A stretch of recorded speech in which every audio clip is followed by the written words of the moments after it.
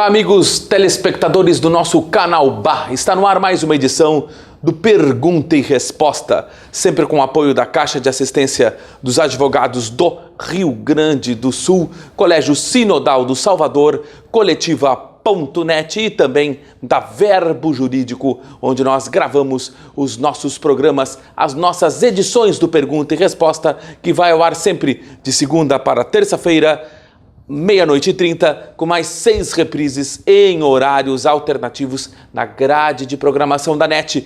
19 municípios abrangidos pelo canal 20520 da NET, pelo nosso canal Bah, que estão nos acompanhando a partir deste momento.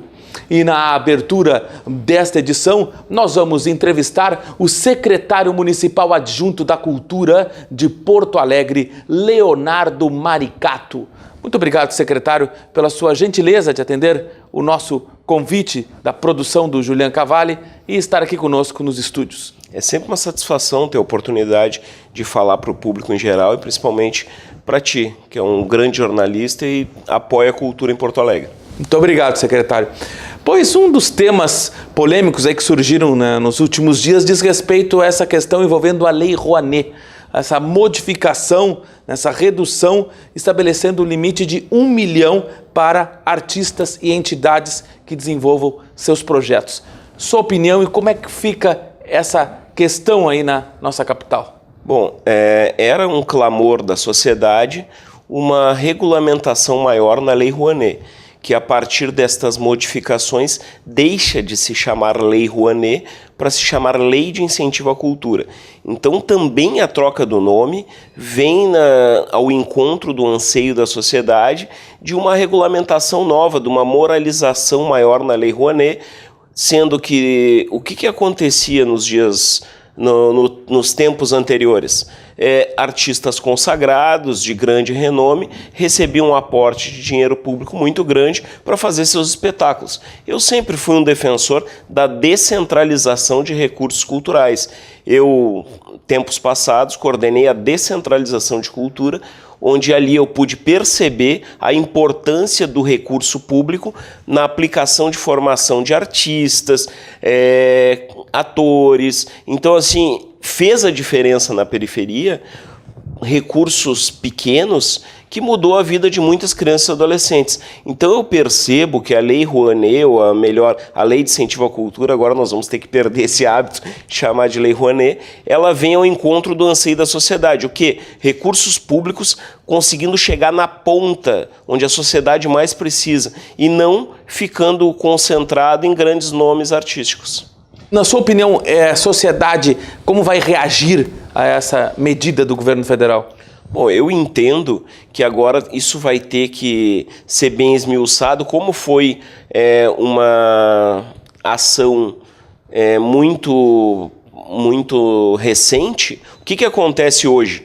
Hoje nós vamos ter que esmiuçar bem as novas regras, porque parece que cada projeto pode ter 1 milhão, mas cada empresa pode apresentar até 10 projetos. Então, daqui a pouco não é 1 milhão, é 10 milhões dentro de um projeto.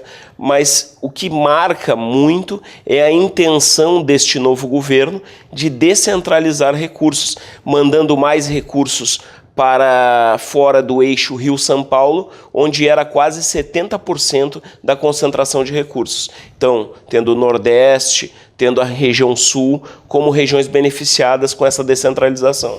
Isso é muito importante, né? Porque por que concentrar tanto no centro do país, se é justamente com o objetivo de disseminar a cultura, né? É que como é uma renúncia fiscal, era muito cômodo para as empresas fazer essa renúncia e a sua marca ficar vinculada em zonas de maior concentração populacional. Então, isso dava um retorno de marketing muito grande. Mas a intenção dessa lei, ela é trazer cultura em lugares onde não tem acesso. Então, por isso que diminui um pouco o teto, para poder ter mais projetos com o mesmo número de recursos.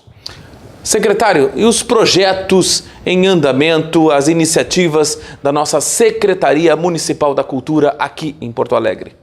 Bom, não é segredo para ninguém, nem mistério, que a Prefeitura de Porto Alegre passa por grandes dificuldades financeiras.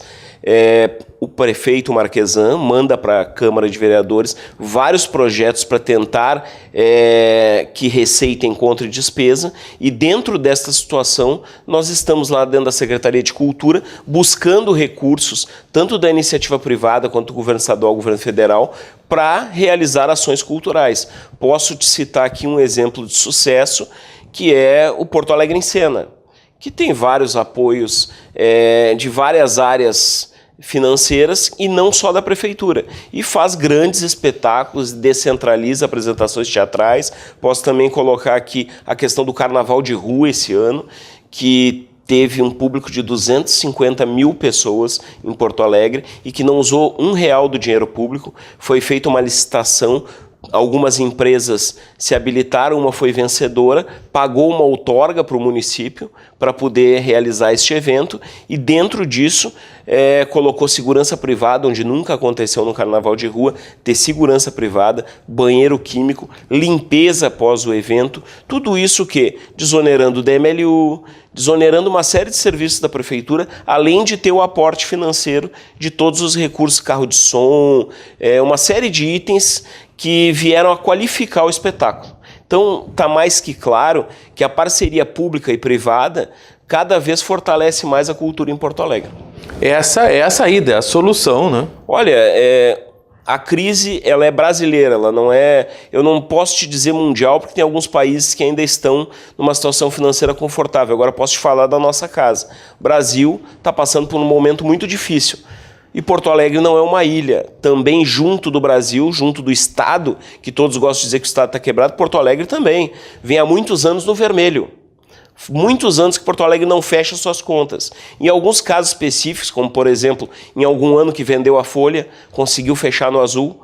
Agora, o que acontece? Nós não podemos ficar reclamando e chorando. Nós temos que achar alternativas. E esta questão do Carnaval foi um plano piloto. Foi uma alternativa que deu muito certo, e outras alternativas nós vamos buscar para a cidade. Buscar talvez parcerias público-privadas para a realização de oficinas na periferia. Nós tínhamos há tempos atrás oficinas que mudavam a vida das pessoas. Posso citar aqui exemplo.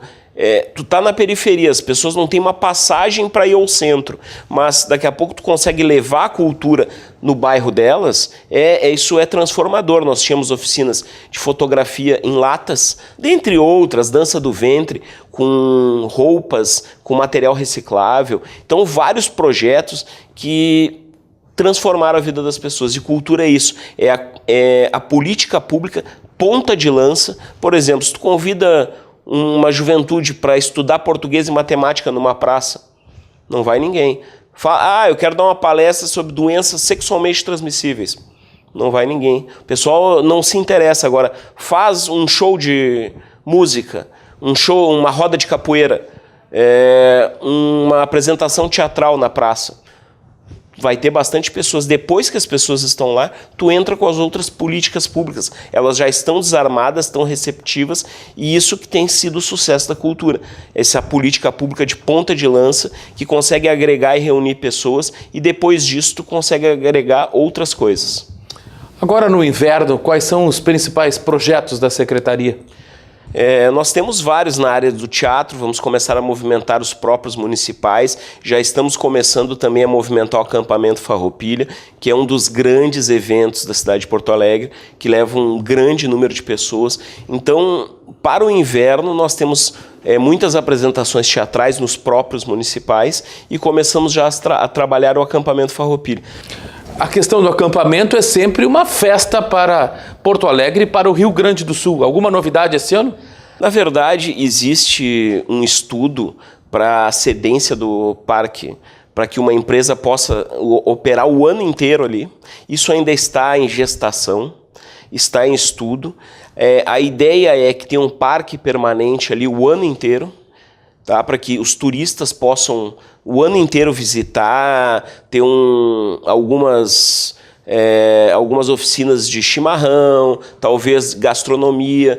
Então, isso vai trazer o parque o ano inteiro funcionando, e talvez fomente mais o turismo em Porto Alegre ainda. Para este ano, a gente está começando já reuniões para a formatação do acampamento deste ano. Secretário Leonardo Maricato, seu recado final, 30 segundos.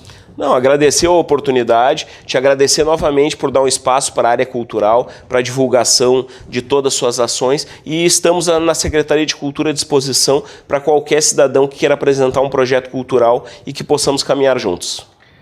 Muito obrigado. E nós retornaremos logo após o intervalo comercial.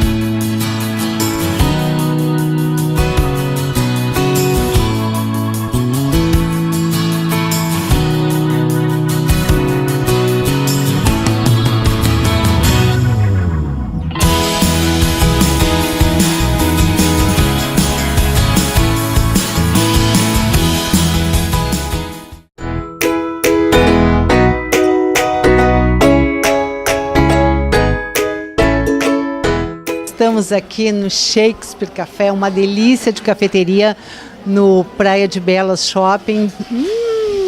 Nos deliciando com petiscos maravilhosos, como esse cookie de chocolate. E, como de hábito, pergunta e resposta traz perguntas em tons de rosa, aquele olhar feminino sobre informações verdadeiramente oportunas, pontuais, que você pode colocar em prática de forma muito fácil. Eu, Cristina Forte. E eu, Tatiana Beltrame. Estamos aqui para trazer um tema absolutamente polêmico: casada e liberada. Sempre com um acorde musical, essa arte que nos acompanha, o Wanderson, e sob a chancela de Agência de Arte e Comunicação de Resultados. Quer resultado? Chama arte. E também Odontologia Estética, Tatiana Beltrame.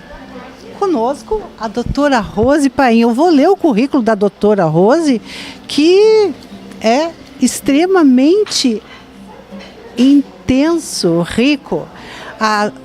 Na verdade, é pós-doutora. A pós-doutora Rose Maria de Oliveira Paim é psicanalista, doutora em psicanálise e educação, professora da URGS, mestre em gestão empresarial e formação profissional e autora dos livros Travessia, Percurso da Inquietude Feminina e Educação Desencantada.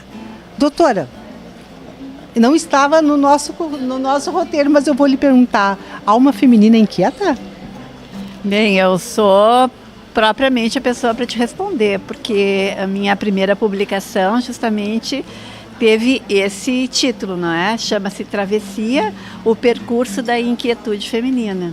A mulher é uma grande filósofa, eu costumo dizer. A mulher está sempre interrogando sobre as questões de vida, sobre as suas questões pessoais, sobre as suas questões relacionais. A mulher é profundamente vinculada a essa inquietude produtiva.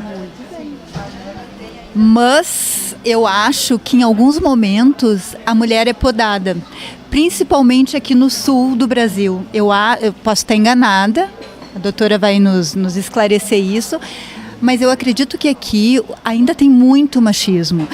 Tem homens que falam sobre o empoderamento da mulher de uma forma agressiva e não com orgulho desse empoderamento, né? De uma forma assim agressiva, ela é empoderada, ela não precisa, ela faz tudo.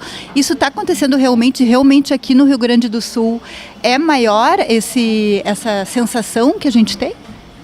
Bem, eu acho que a gente tem que considerar questões culturais. E se nós pensarmos em outras culturas muito distantes daqui, nós temos a mulher ainda numa condição extremamente subjugada, não é? Isso nós acompanhamos, inclusive, hoje pelas redes, não é?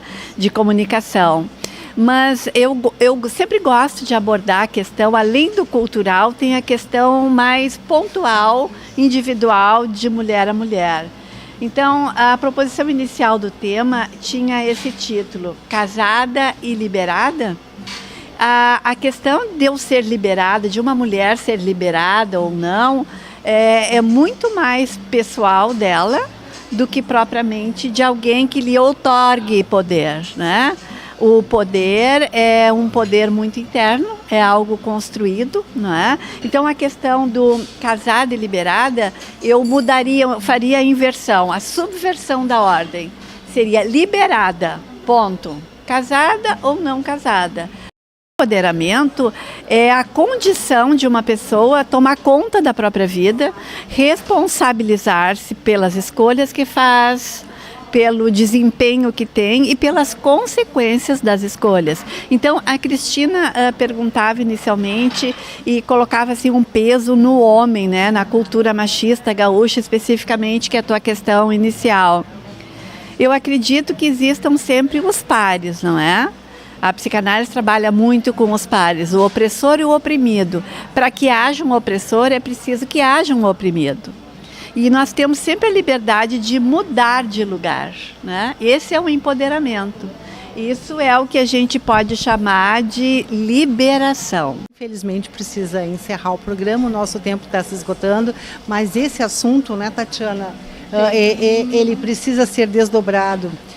Então, liberada, ótimo, gostei da definição, casada ou não, mas acima de tudo, liberada. Eu vou pedir a gentileza que a doutora Rose pegue a nossa mensagem, por favor, e compartilhe com as amigas que estão conosco.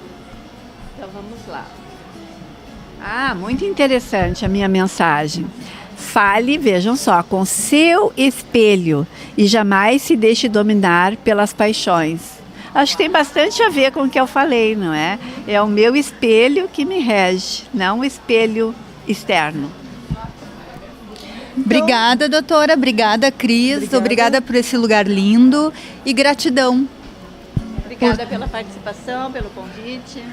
Muito bom estar com vocês e até o próximo encontro. Tchau.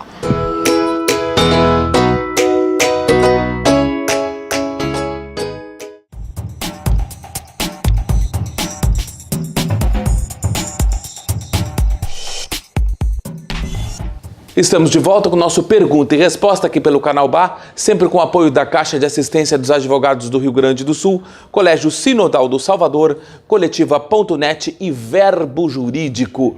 Neste segundo bloco, vamos entrevistar o Dr. Eduardo Lemos Barbosa, ele que é advogado especializado em indenizações e autor de um livro, uma obra muito importante, já em sua segunda edição, A História Não Contada do Maior Acidente Aéreo da Aviação Brasileira.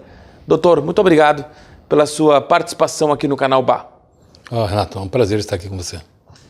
Inicialmente, eu gostaria que o senhor analisasse, falasse para os nossos telespectadores o motivo pelo qual o senhor resolveu escrever este livro, contando detalhes, né, dessa tragédia aí que ninguém esquece.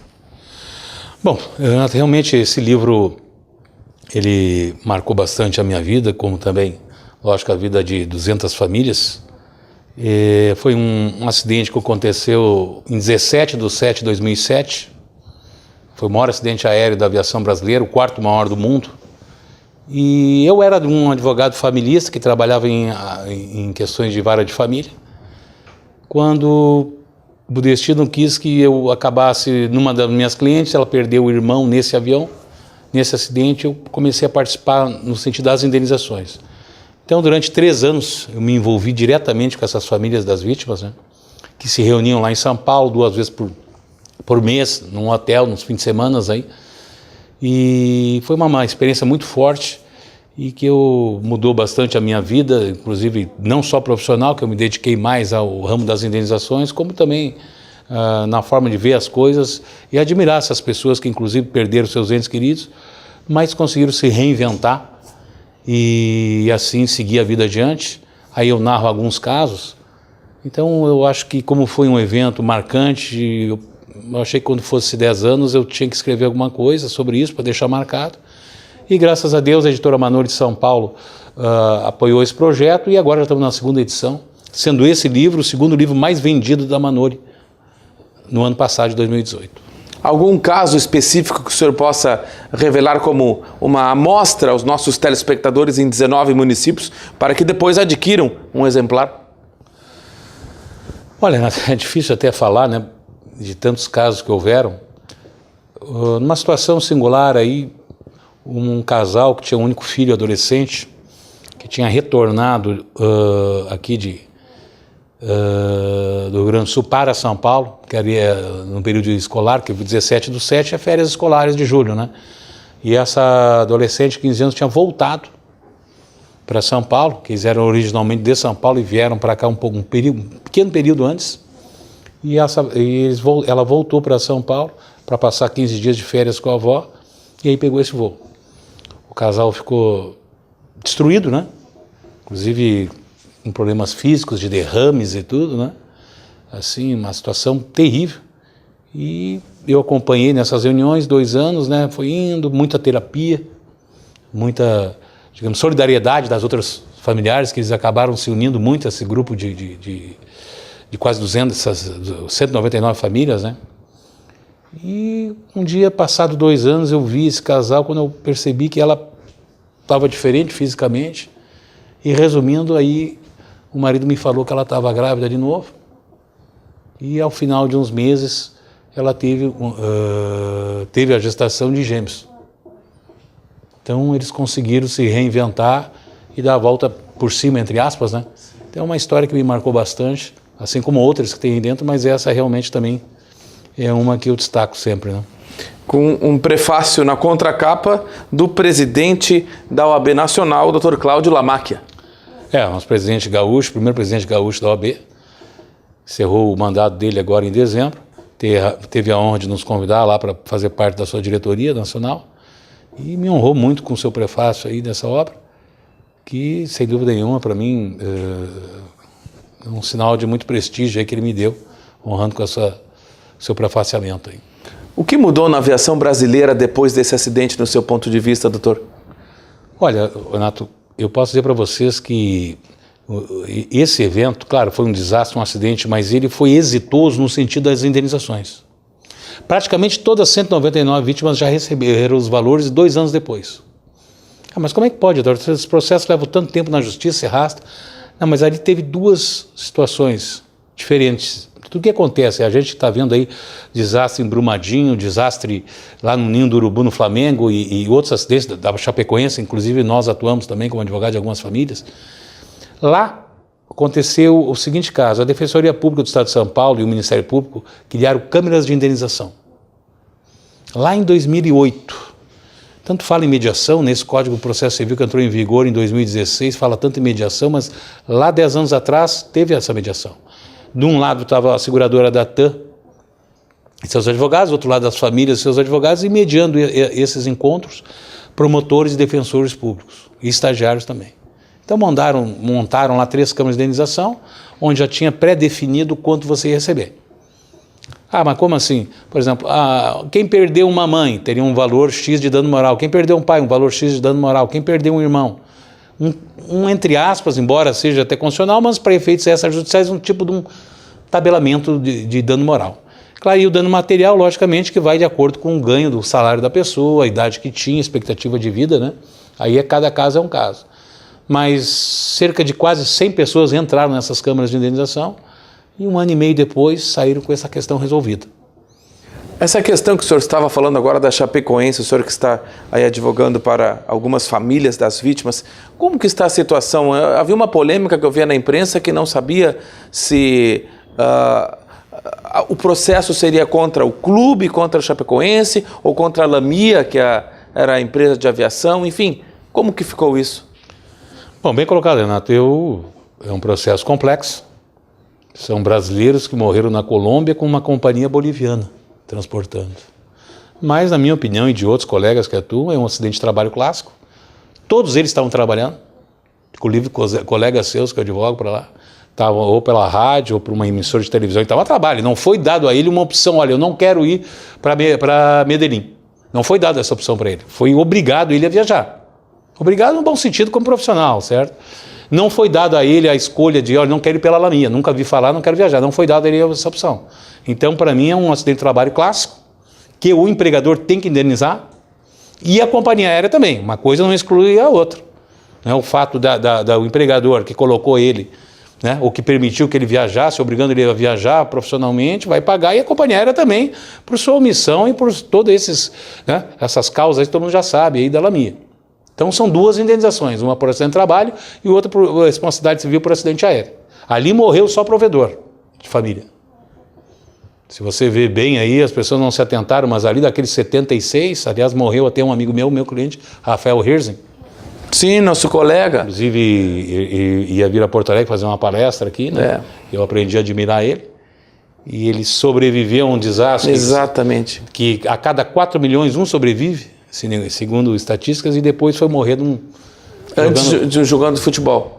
Exato, antes de um churrasco. Então quis o destino que levasse ele daqui. Doutor Eduardo, como se lida em termos profissionais, né, como profissional do direito, com esses processos polêmicos que envolvem aí toda a mídia e também expõem envolvidos, né? Isso aí é bastante difícil, que você trata com o pior caso do mundo e você envolver com morte. Que as pessoas estão destruídas, né, fragilizadas, e você também não pode falar muito também do assunto, que é confidencial, né? E realmente é uma situação bastante de dificuldade. Eu acho que a gente, para isso, tem que ter uma preparação extra-direito, né, extra-jurídica, né? A gente é um pouco psicólogo, é um pouco, né, motivador, e às vezes lá atrás na fila que a gente vai ser advogado, né? Antes a gente tem que ser outras coisas ali. Então, é um trabalho multidisciplinar, essa questão de indenizações, né? É escritório de advocacia, é psicologia, é peritos, né? E a gente está, na medida do possível, aí, tentando colaborar com as famílias, né? Muito obrigado pela sua participação aqui no Canal Bar. Obrigado eu. Sucesso a vocês aí, eu venho acompanhando aí a programação de vocês e quero parabenizá-los pelo sucesso dos seus programas. E neste ponto encerramos mais uma edição do nosso programa. Até a próxima.